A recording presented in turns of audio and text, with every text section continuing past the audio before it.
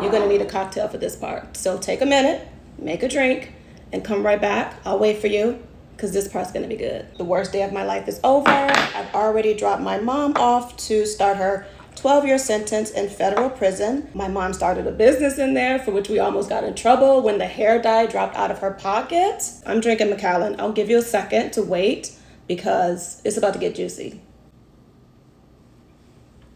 We're gonna come back to the prison part because that's equally sad and funny at the same time. But I need to take you first back to the part when all of the things were going on and how it feels to go from having an insane amount of money one day and waking up the next day to zero when they seize all of your bank accounts and everything you own. If this is your first video, go back and watch the series From the Trap House to Hollywood.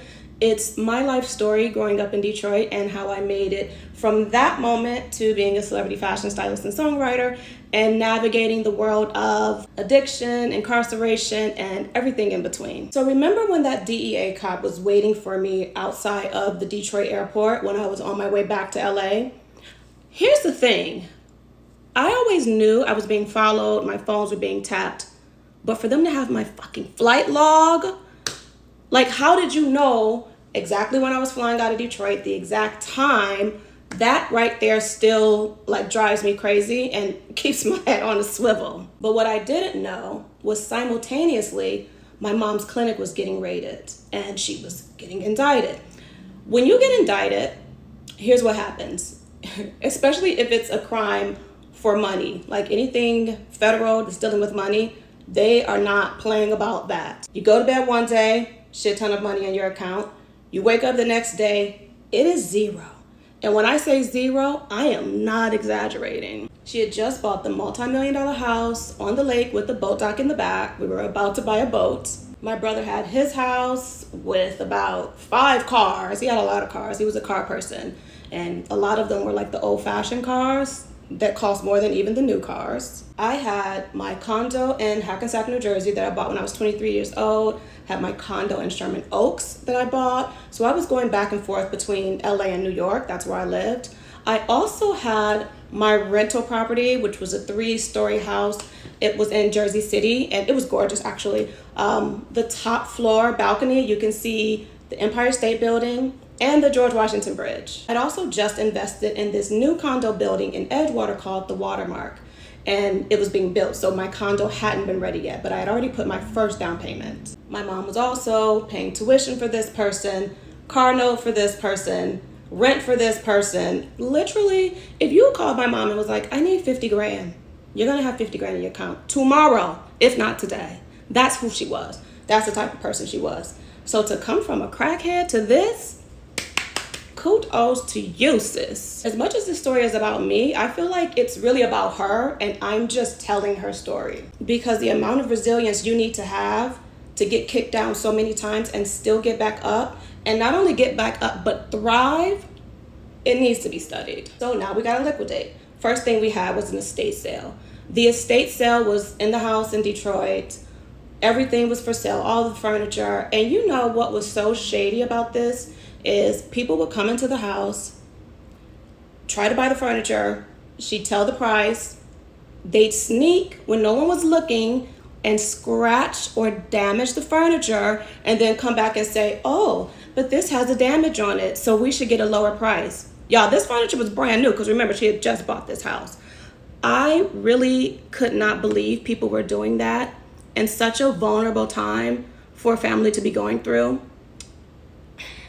Watching that happen in real time and seeing the look on my mother's face, knowing that as soon as she bought this house, y'all, when she bought this house, I remember her walking into the house and she was like, like she was praying. She was like, I finally got what I wanted.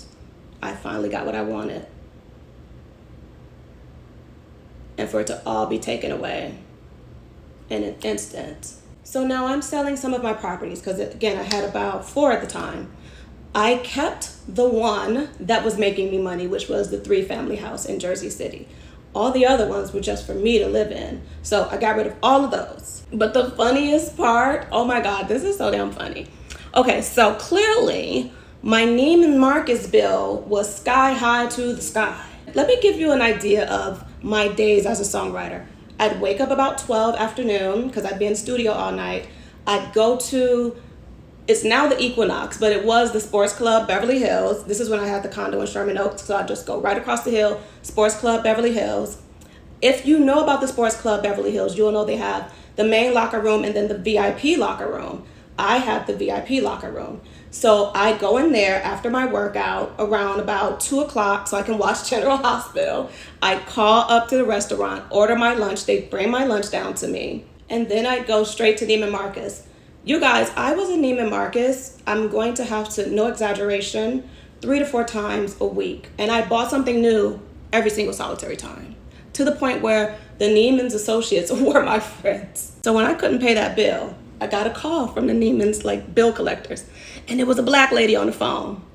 Thank God for black women. She was like, baby, you need to pay this bill. And I was like, I don't have the money. She said, well, this is what I need you to do. I need you to go in that closet and tell me everything you have in that closet with a tag on it. Add it all up. How much do you think I had in that closet? Tags on it, brand new. $30,000.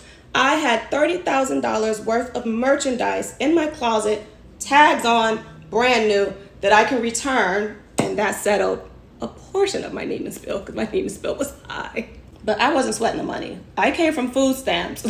When I was in grade school, not grade school, middle school, I was the girl hiding in the aisles of the convenience store because I didn't want to be embarrassed when my schoolmates walked in because I had to pay for food stamps. So I understand how to be broke. The money didn't worry me. Have you ever guys had to go on that government line? Not the government cheese line, which is really good, by the way, but the other government line where you had to get your box, and it would have an outfit, it would have a toy, and a couple little bits of candy. No, just me? Okay, anyway. I knew how to be broke, so them taking all my stuff, that wasn't a problem for me. I also don't covet material things, even though I had so many of them. Again, it was because, and I think, honestly, for me, the best thing that could have happened to me is to grow up poor and then become rich. Because when you do it that way, you understand the value of a dollar. You understand that even though it's gone, you're still going to be okay. And you understand that if I can get it once, I can get it again. So now my mother's in prison, and tell me why. My brother boyfriend, who was also in prison at the time, had someone find me.